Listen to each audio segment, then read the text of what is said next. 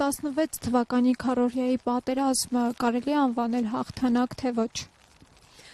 Այնուամենայնիվ ես չեմ կարծում, որ այն հաղթանակ է, այն ուղղակի ռազմական գործողությունները թեպետ եւ պատմական օրինաչափ երևույթ է, պատերազմը ավարտվում է կամ հաղթությամբ, Սորիա կարելի էր իրոք համարած հաղթանակ։ 4 օրվա ընթացքում մենք կասեցրել ենք թշնամու առաջընթաց, պատմական օրինաչափությամբ պետք է դիտարկենք որպես հողային կորուստ, այդ դա նաև մեր բացասականն է, որ ունեցանք քառորյայի ընթացքում ու մեր զոհերը։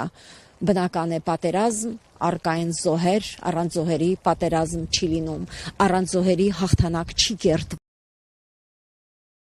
Ասում են, թե Արցախյան, Ղարաբաղյան շարժում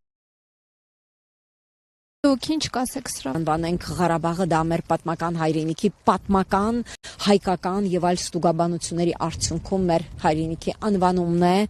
եւ ոչ թուրքական։ Ղարաբաղյան հարցը ոչ ոք չի կարող Ղարաբաղցին կենթանի է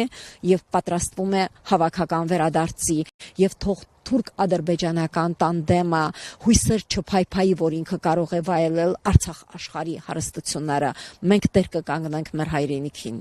Շնորհակալ ենք Տիկին Հակոբյան։